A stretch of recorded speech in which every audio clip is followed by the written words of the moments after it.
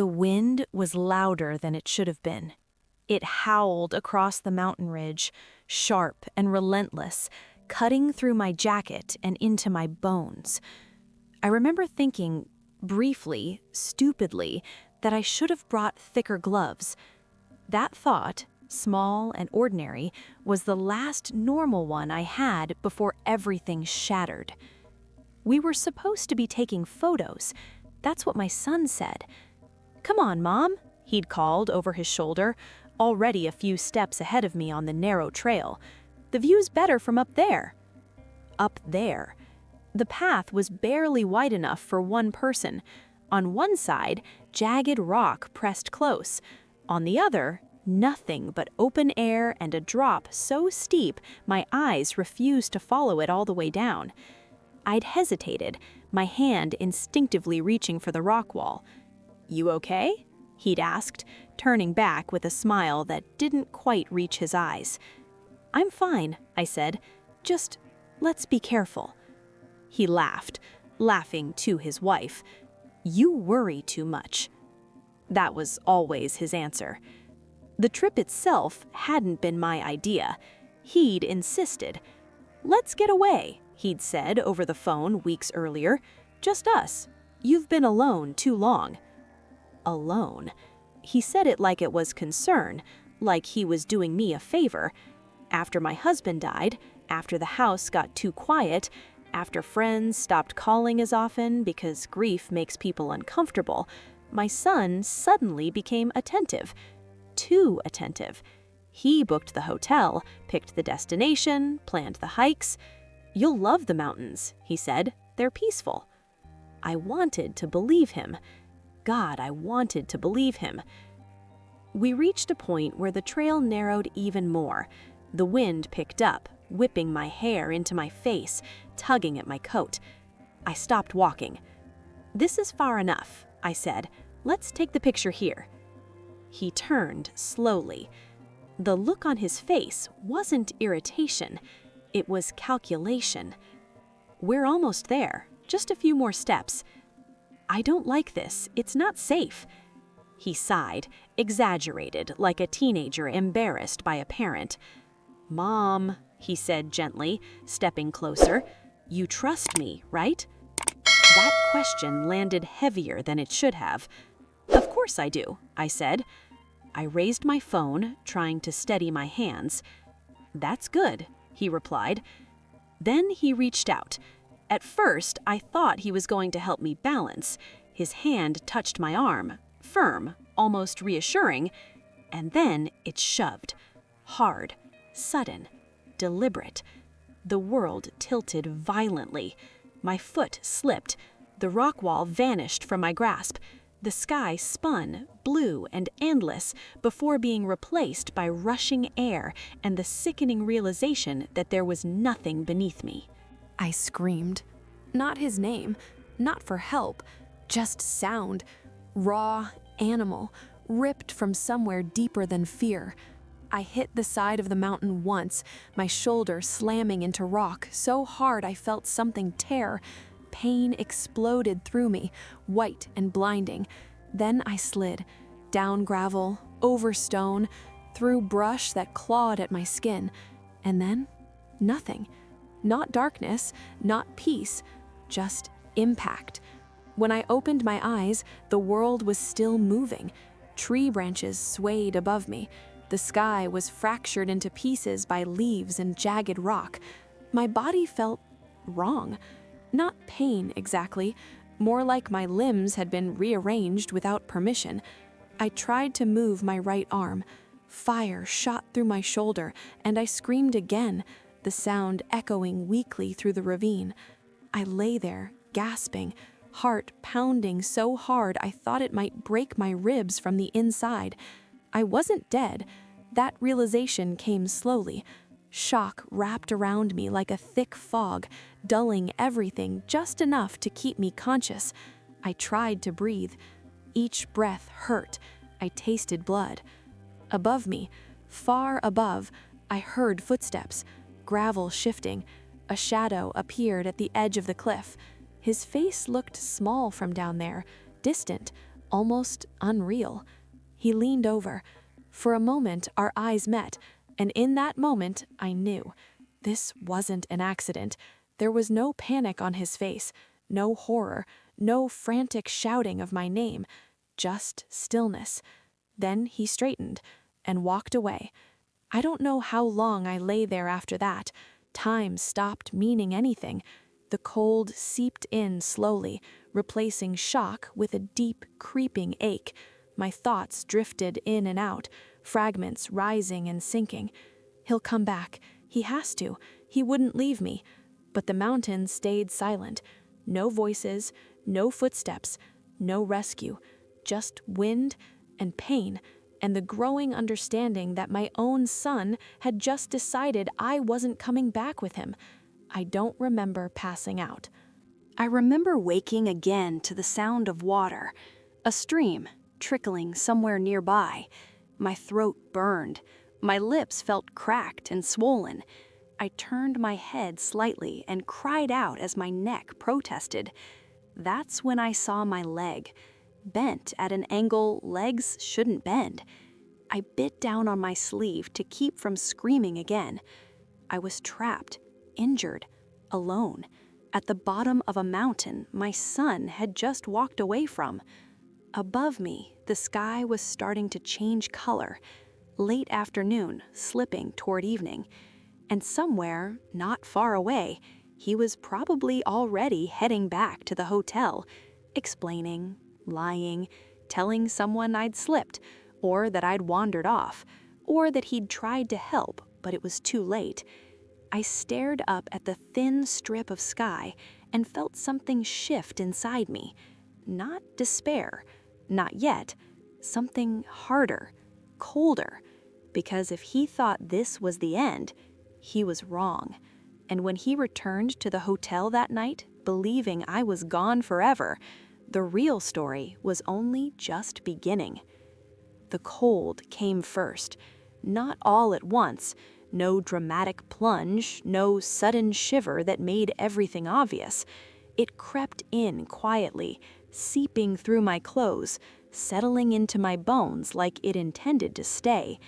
The sun slipped lower behind the mountain, and with it went what little warmth the day had left me. I tried to sit up.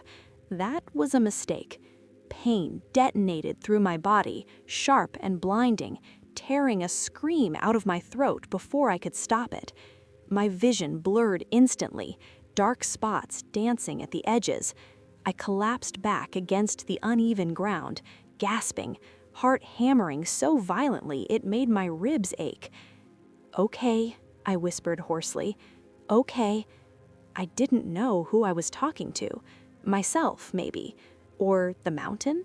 Or whatever part of me was still refusing to give up.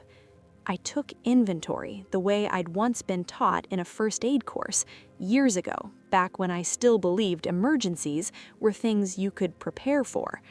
My right shoulder was useless, burning pain every time I breathed too deeply. My left leg, I didn't want to look at it again, but I did anyway. The angle was wrong, unnatural. Even without medical training, I knew it was broken. My ribs hurt when I inhaled, my head throbbed, my mouth tasted like iron. But I was alive, and as long as I was alive, there was a chance, small, fragile, terrifying, but real.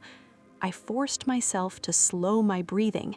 Panic would kill me faster than the cold. The stream I'd heard earlier was real.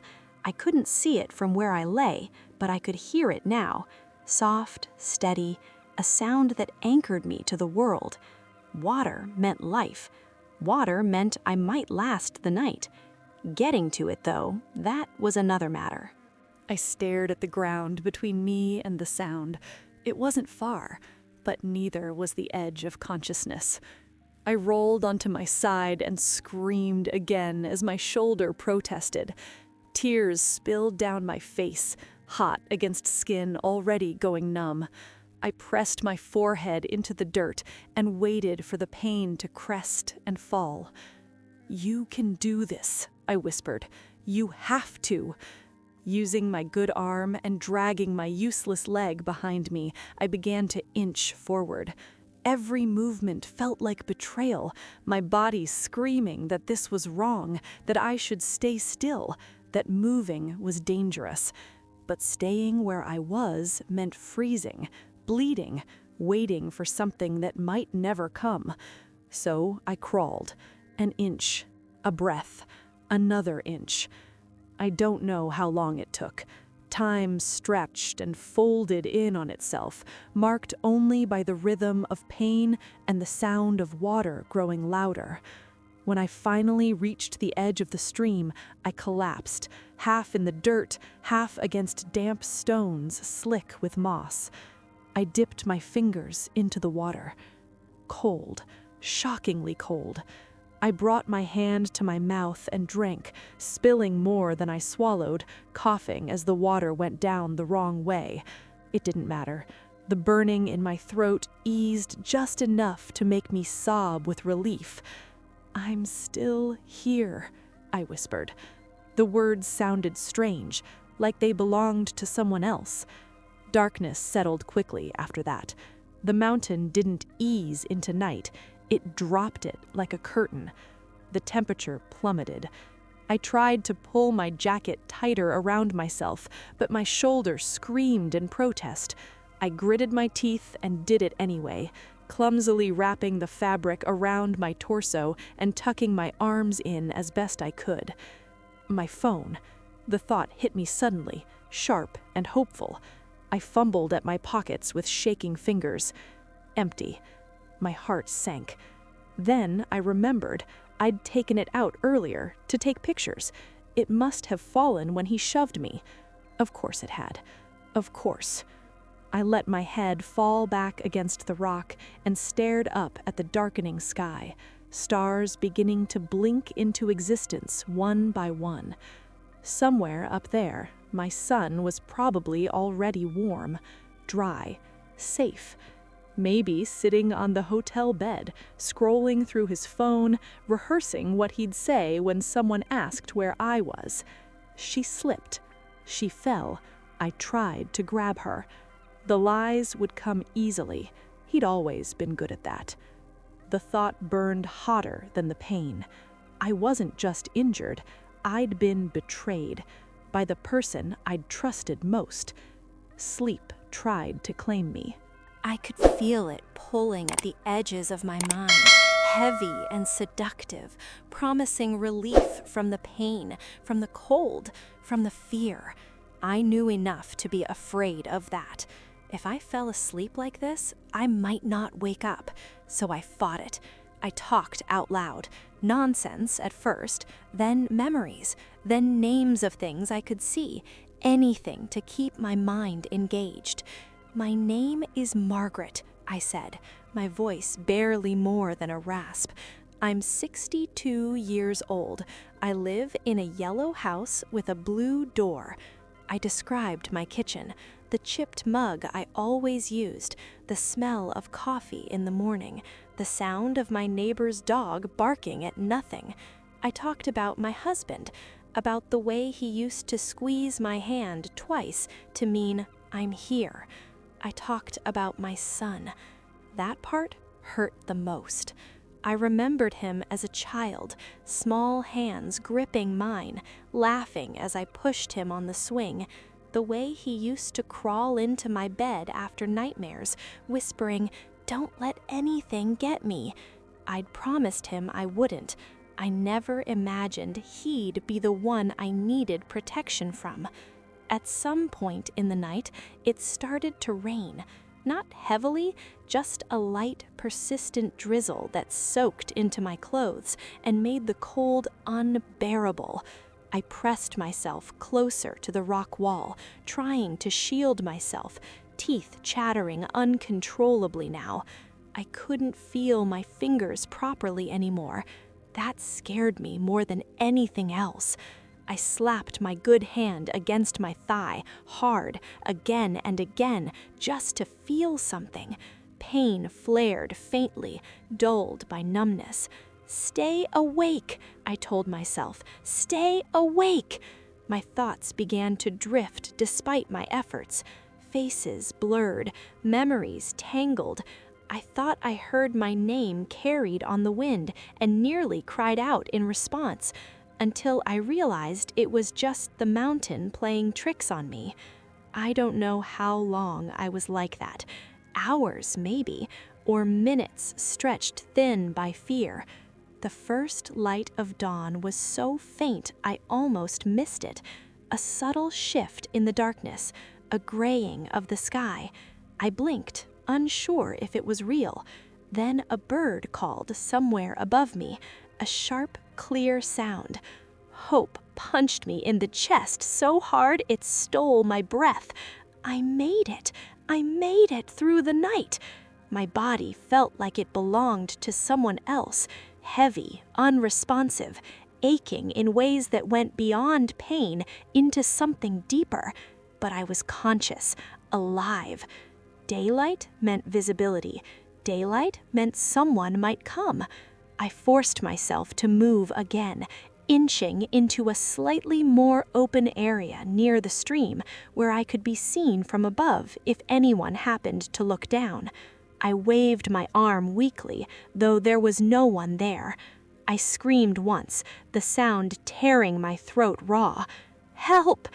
It echoed faintly, then disappeared. Still, I kept trying. What I didn't know, what I couldn't know, was what was happening above me. While I lay broken at the bottom of the mountain, my son had returned to the hotel just after sunset.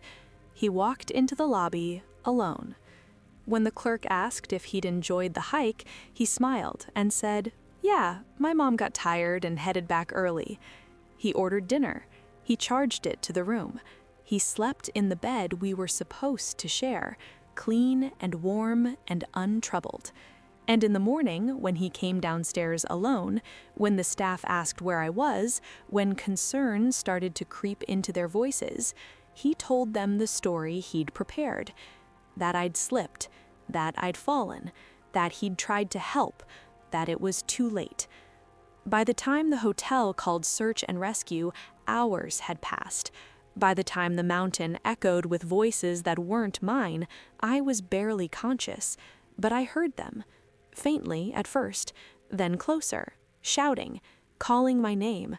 I mustered everything I had left and screamed back.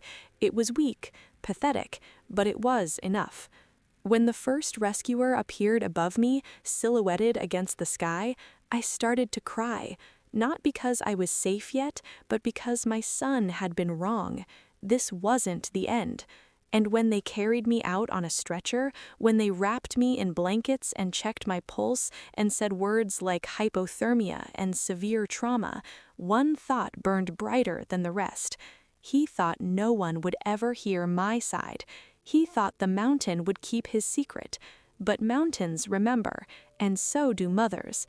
And when he returned to the hotel, believing I was gone forever, the nightmare he'd planned for me was only just beginning. I drifted in and out of consciousness as they carried me up the mountain. There were voices, urgent, layered, overlapping, but they sounded distant, like they were coming through water. Hands pressed against my shoulders, my neck, my legs. Someone kept telling me not to close my eyes. "Stay with us. Look at me. Margaret, can you hear me?" My name tethered me to the world. Every jolt of the stretcher sent pain tearing through my body, but I welcomed it. Pain meant I was still here. Pain meant I hadn't slipped quietly into the kind of sleep you don't wake up from. I remember the helicopter. The thunder of the blades shook the air, rattled my bones. Cold fingers of panic wrapped around my chest as they lifted me, the ground falling away beneath us again. But this time, hands held me down.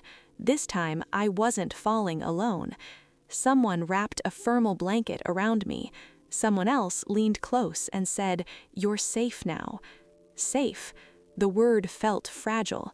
The hospital smelled like antiseptic and electricity. Bright lights burned my eyes as they wheeled me through corridors.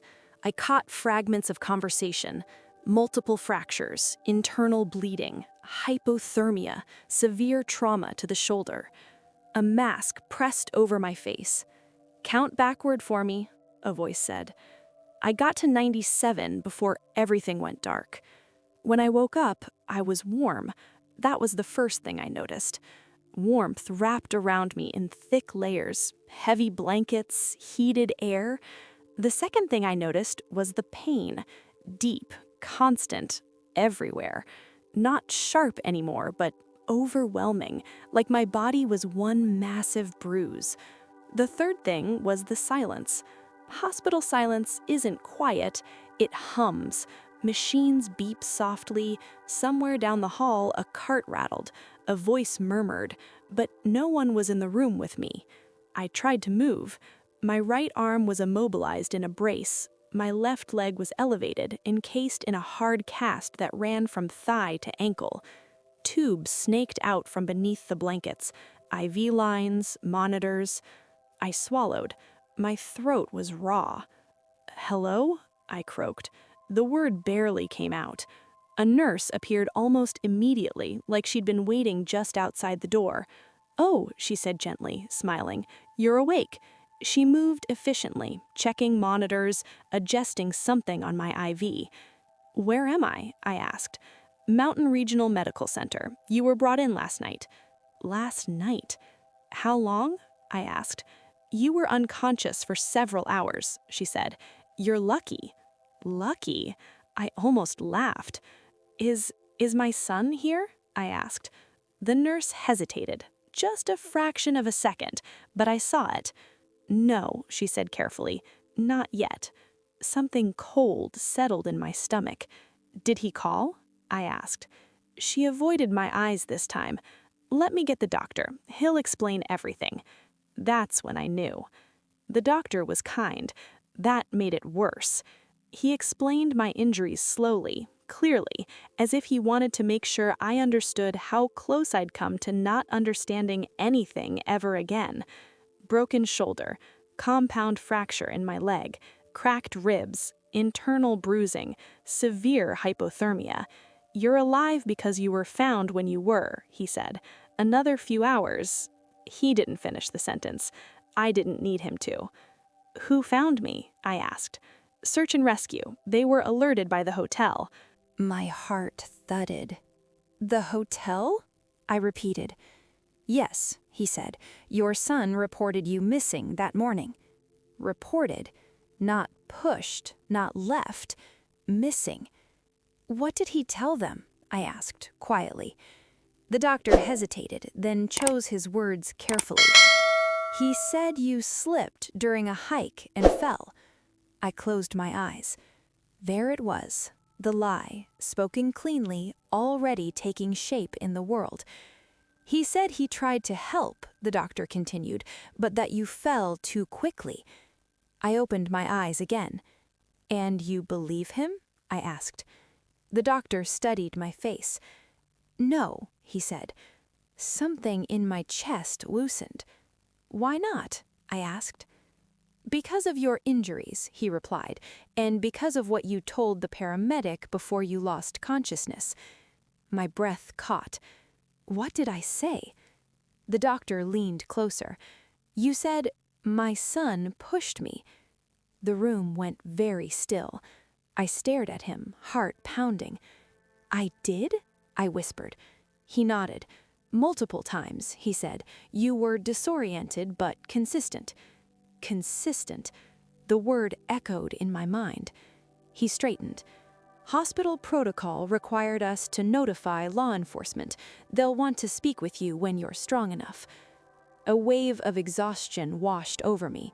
Not fear, not dread, but the heavy weight of inevitability. "Is he here?" I asked again. "No," the doctor said, "and frankly, that concerns us." The police came later that day, 2 of them, a man and a woman. They spoke softly, respectfully, like people who knew how fragile bodies and minds could be after trauma. They asked me to tell them what happened. I didn't rush, I didn't embellish. I told the truth. About the hike, about the narrow trail, about the look on my son's face, About the shove. The woman officer watched me closely as I spoke, her expression unreadable. "Are you certain?" she asked gently. "Yes," I said. "Could it have been an accident?" the man asked. "No," I replied. "How can you be sure?" he pressed. "Because I saw his eyes," I thought. "Because I raised him. Because a mother knows." "He didn't try to help," I said aloud. "He didn't scream. He didn't run. He didn't call my name." I swallowed. "He looked at me," I continued, "and then he walked away." The officers exchanged a glance. The woman nodded slowly. "Thank you," she said. "That's very clear." They left. I lay there staring at the ceiling, listening to the machines breathe for me. I should have felt vindicated. I didn't. I felt hollow. Because no matter what happened next, the truth remained. My son had decided my life was disposable. The first time he came to the hospital, it was 3 days later. I knew he was there before I saw him. I felt it. That familiar tightening in my chest, that instinctive awareness mothers have, even when their children are grown. He stood in the doorway, hands in his pockets, eyes red-rimmed. "Mom," he said softly. I looked at him. Really looked. He looked smaller, not scared, cornered. "They told me you woke up. I was so worried." I said nothing. He stepped closer. "I've been talking to the police." I explained everything. I turned my head slightly, meeting his gaze. "What did you explain?" I asked. He hesitated. "That you slipped," he said. "That I tried to grab you." The lie slid out of his mouth smoothly, practiced. "I screamed for you," I said quietly. He froze. "You didn't answer." I was in shock. I panicked. "You looked at me," I replied, "and you walked away." His face tightened. "That's not fair," he said. "You don't remember it clearly." I felt something inside me harden. "I remember your hand on my arm," I said. "I remember the push." He shook his head, voice rising slightly. "Why would I do that?" I held his gaze. "Because you thought no one would ever hear my side." The room felt smaller. "You're confused," he said. "You hit your head." I smiled faintly. "You told the hotel I slipped," I said, "before anyone found me." His mouth opened, closed. The mask cracked. "Mom," he said, lowering his voice, "you don't want this." "I don't want what?" I asked. "An investigation," he said. "Court, public mess." I stared at him. "You pushed me off a mountain," I said. "What did you think would happen?"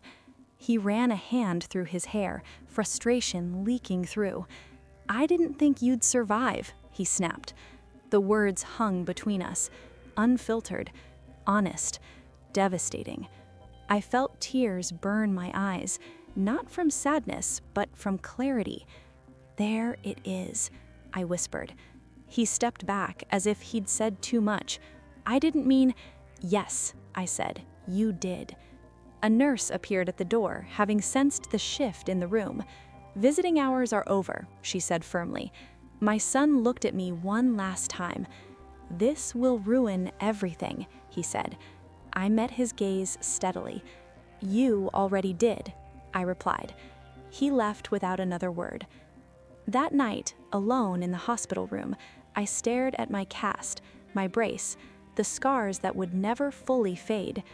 I thought about the boy I'd raised, the man he'd become, and the lie he thought would bury me. But mountains don't bury truth, they expose it. And as I lay there, broken but breathing, one thing became clear with terrifying certainty. He thought pushing me was the end. He thought the mountain would finish the job. But survival has a way of changing the story.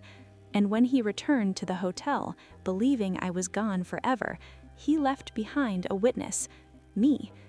The investigation didn't begin with sirens or handcuffs.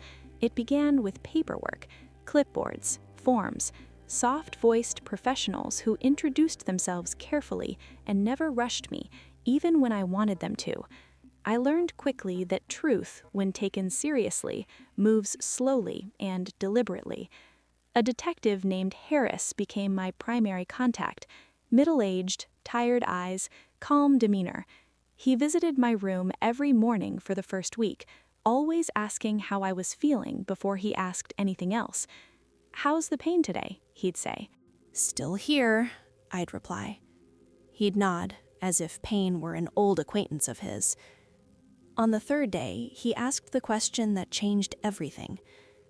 "Mrs. Carter," he said gently, "has your son ever tried to control you financially?" The question startled me. "No," I said automatically. Then I stopped. Thought. "Well," I added slowly, "not overtly." He waited. "He handled some of my paperwork after my husband died," I said it was easier. I trusted him. "Did he benefit from that?" Harris asked. "I don't know," I replied. "I didn't look closely." Harris wrote something down. "Trust," he said quietly, "is often the first thing people weaponize." The hotel footage came back 2 days later. I wasn't shown it immediately. They wanted to prepare me.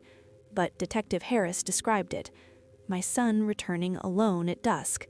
Calm, clean, no visible injuries, no signs of panic.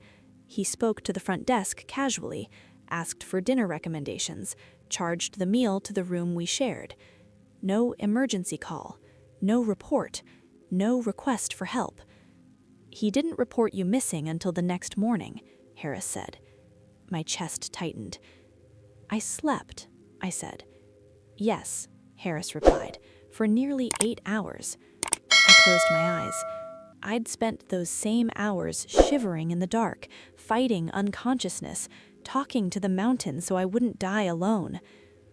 "He told staff you'd gone back early," Harris continued, "said you needed rest." "Did anyone question that?"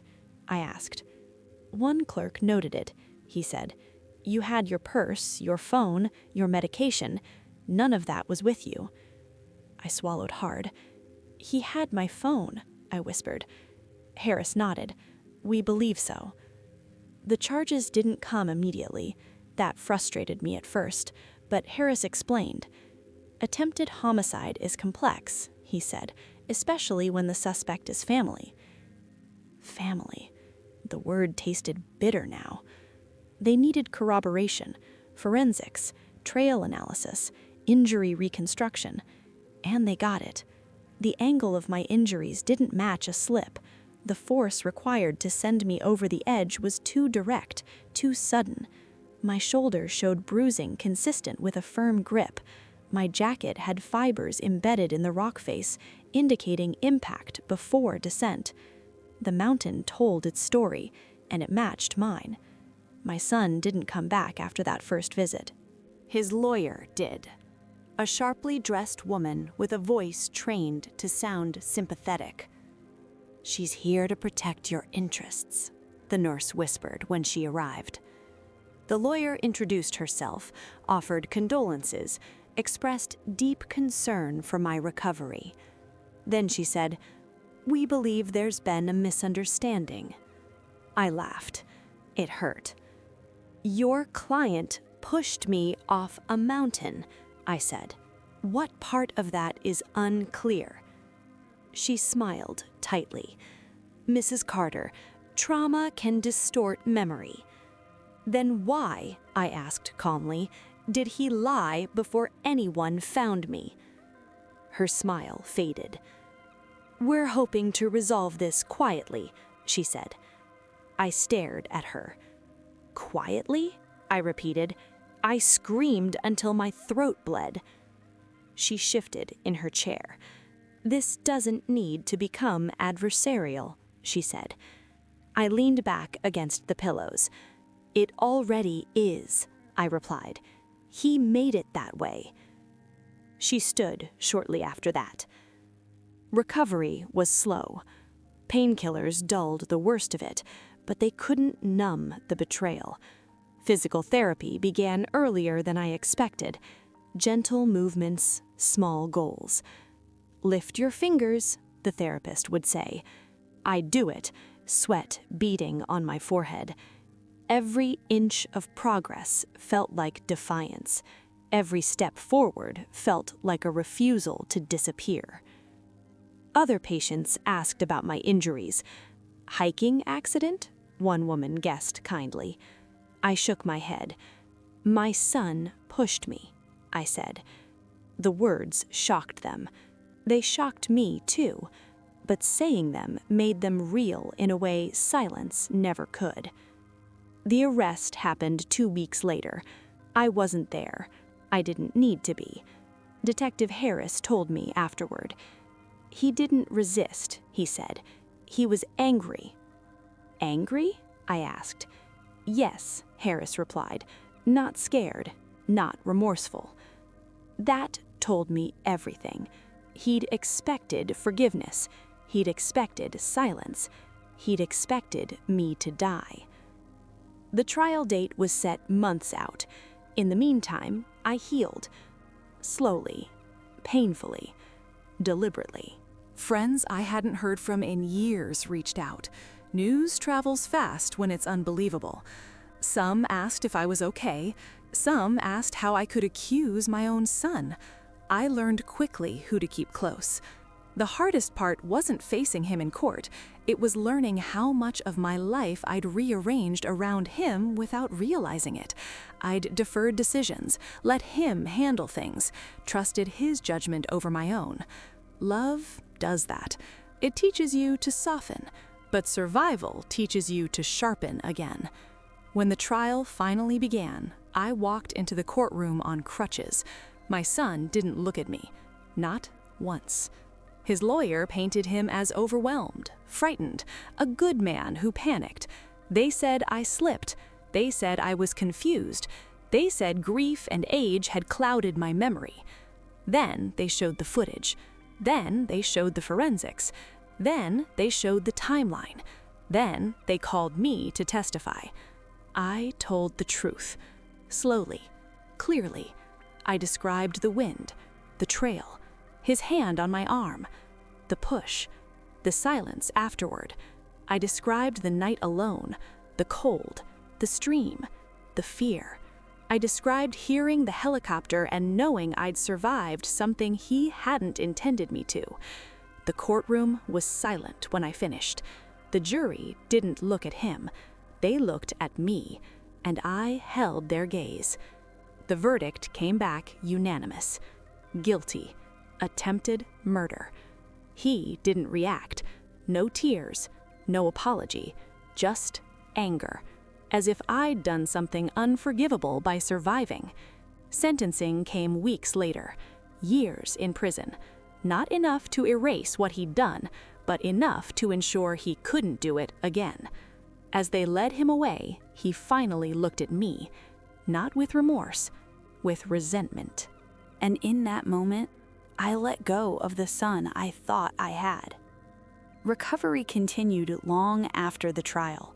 My body healed in stages. My heart took longer. But something unexpected happened in the quiet after. I felt lighter, not because the pain was gone, but because the truth no longer lived only inside me. I returned to the mountain a year later, not to the edge, just to the trailhead. I stood there, breathing the cold air, listening to the wind. "You didn't win," I whispered. Then I turned back. He thought pushing me was the end. He thought the mountain would erase me. But mountains don't erase, they reveal. And when he returned to the hotel that night, believing I was gone forever, he left behind a survivor. And survivors tell stories. The first morning I woke up after the sentencing, the sun was already high. Light poured through the curtains of my bedroom. My bedroom, not a hospital room, not a rehab facility, not a place where machines breathed for me. The quiet was different now. It wasn't the sterile hush of recovery. It was lived in, familiar, earned. For a moment, I lay still, listening to the ordinary sounds of life returning to its rhythm. A car passing outside, a neighbor's door opening, birds arguing over something I couldn't see. I lifted my arm slowly. It moved. Not easily, not without stiffness and ache, but it moved. That alone felt like a victory. People think the end of a trial is the end of a story. It isn't. It's the point where the noise stops long enough for you to hear what's left inside you. For weeks after the verdict, I existed in a strange in-between state. Friends checked in constantly at first, bringing meals, offering company, asking how I felt now that it was over. I never knew how to answer that question, because nothing was over. My son was in prison, I was alive, and those two facts had to exist together in my body somehow. The nightmares came first. Not every night, but often enough to make sleep feel like a gamble. I'd wake up gasping, heart racing, my hands gripping the sheets like they were rock. In the dreams, I was always falling, but the moment never ended. The push stretched on forever, gravity suspended, my body trapped between trust and betrayal. My therapist said it was my brain trying to regain control. Trauma freezes moments in place, she explained. Healing means letting them move again. Some days I believed her. Some days I just drank my tea and stared out the window until the shaking stopped. I sold the house that year, not because it held bad memories, but because it held too many. Every corner reminded me of a version of myself that no longer existed. The mother who believed love could fix everything. The woman who thought proximity meant safety. I moved into a smaller place near the coast. One floor, wide windows, no stairs. On my first night there, I sat on the balcony wrapped in a blanket, listening to the waves crash against the shore. The sound was loud, unapologetic. It didn't try to soothe or threaten, it just was. I liked that. Letters from my son arrived sporadically at first. I didn't open them right away. I stacked them neatly in a drawer, each envelope a weight I wasn't ready to lift. His handwriting was unmistakable, careful, controlled. The first one I opened months later. It wasn't an apology, it was an explanation. He wrote about stress, about pressure, about feeling trapped, about how everything had been too much. He said he hadn't meant for it to go that far. I read it once, then I folded it back into the envelope, then I wrote something on the front with a pen. Intent does not erase impact. I didn't send it back. I just needed to see the words outside my head. People asked if I missed him. That question always came wrapped in sympathy, like it was dangerous to ask directly. I answered honestly. I miss the son I thought I had, I said. That usually ended the conversation. Physically, my recovery plateaued faster than I expected. Doctors told me I'd regain most of my mobility, but not all. There would always be stiffness, pain on cold mornings, a slight limp when I walked too long. At first, that devastated me. Then I realized something unexpected. The limp reminded me to slow down, to choose my steps carefully, to stay aware of where I placed my weight. It turned out to be a kind of wisdom. One afternoon, about a year after the fall, I received a call from Detective Harris. "I wanted you to hear it from me," he said. "Your son's appeal was denied." I closed my eyes. "Thank you," I said quietly. There was a pause. "You doing okay?" he asked. "I am," I replied. And I meant it. The anniversary of the fall came and went quietly. No ceremony, no social media posts, no dramatic reflection. I spent the day walking along the beach, my cane sinking into the sand with each step. the tide pulling in and out like it always had. I thought about the woman I'd been before the mountain. I didn't miss her. I felt tenderness for her, but not longing. She hadn't known what I knew now. The first time I told my story publicly, my voice shook. It was at a small support group, survivors of family violence, people who'd been hurt by the ones who were supposed to protect them. I wasn't sure why I'd gone. Maybe I needed to hear myself say it without a courtroom or a hospital bed framing the words. "My son pushed me off a mountain," I said. No one gasped. No one questioned me. They just nodded. And something inside me loosened. Afterward, a woman approached me and said, "Thank you for surviving.